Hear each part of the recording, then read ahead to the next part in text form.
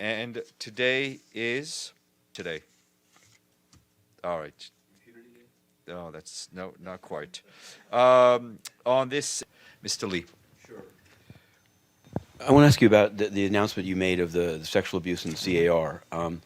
My question is about the Burundian contingent. In around mid-November, I asked, I guess I looked back at it, it was Farhan that day, about specifically that number, 25 Burundians charged, because people inside the building knew that that was the number 25. They said that there's strong evidence against them. So I'm wondering, now can you explain how after that date, DPKO wrote a letter to Burundi saying we're going to take 800 more peacekeepers, we're watching you closely. How is it consistent to be watching you closely if 25 Burundian peacekeepers committed rape? Isn't that grounds to not... First of all, I think we're looking at accusations, right? I think so. That's everyone deserves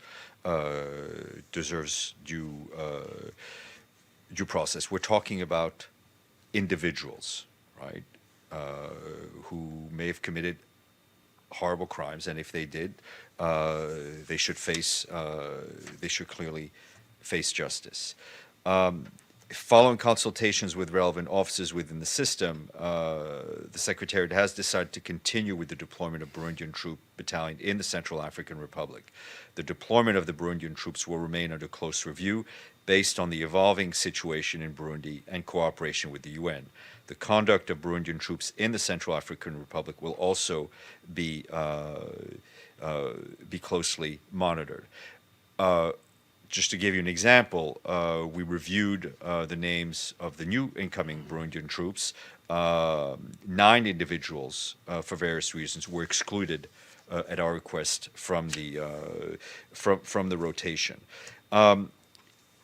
If you look back at Security Council Resolution 2272 on sexual abuse, it gives the UN the authority to bar troops wholesale from a country. We're in the middle of a process here. The UN has concluded what it is responsible for. We've concluded our investigations, and I would stress that during those investigations, the national investigative officers from Burundi and Gabon were also present. Once we get the information back from those 2 countries to see what they have done, the sort of investigations they've done, the accountability they've done for each of these alleged crimes, we'll then consider whether the various provisions of 2272 apply. And at this point, we can't exclude any option, but we do need to let the process play itself out. But I have 2 follow-ups. One is that the UN, various parts of the UN system have been critical of the judiciary process in Burundi. For example, there are journalists missing, there are cases and also over the weekend, basically it seems that the Arusha Accord and the Constitution are being overridden in terms of the makeup between Hutu and Tutsi in the army. This has been, I was going to ask you that separately from this, but given the things that are going on, it seems, I understand due process, but from my understanding, I guess what I'm saying is that this same number 25 is what I'd heard 3 weeks ago. And so it seems like people in the system, and from what I was told, there's in some instances video evidence, cell phone video evidence. So due process or not, it seems like how desperate is the UN for peacekeepers in CAR to continue to work with this battalion that has problems at home? We're not, Matthew, all the people that were accused, right, have been rotated out. They're gone, right? We're talking the Burundian troops that are coming in are different units, the different people. We've excluded people based on a review.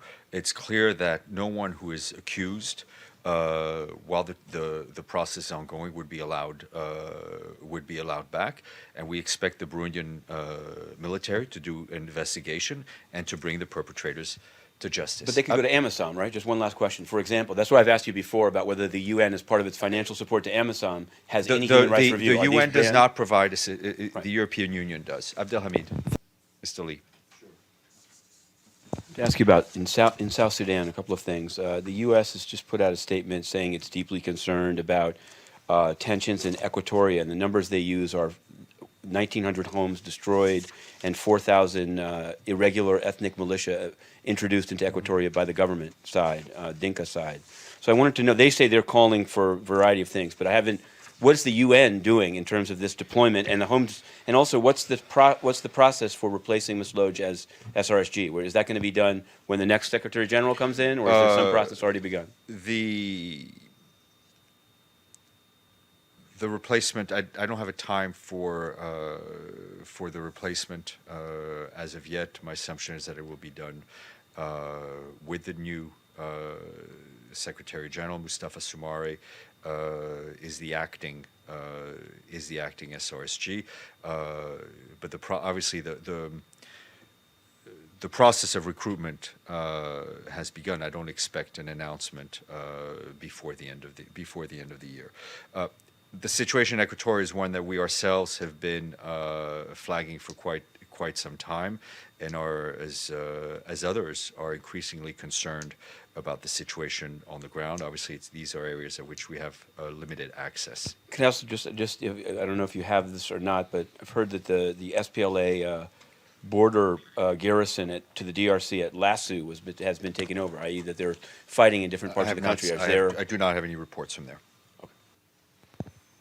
Sure. I wanted to one question about Bangladesh, and then one of this follow up on Jane Holl Lute.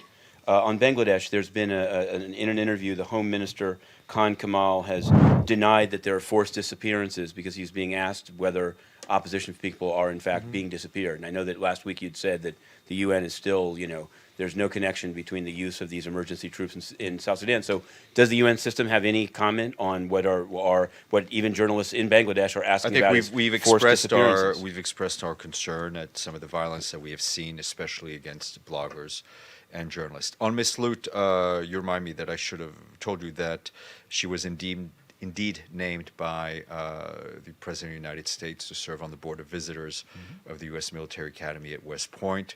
It is an appointment that she has cleared. It is a non-paying appointment, and it is an appointment, an honor she has cleared with the leadership here, and has been fully transparent throughout this process. Because the announcements, my question, the reason it says it's a key administration post, and so that was overall. I guess it was cleared on what basis? Can you be a key administration post? I think it was. I'm not. It's basically. I think that's the language the U.S. government used for all these appointments. What I'm saying, it is a non-paying appointment, and one that she has cleared with her superiors. Thank you.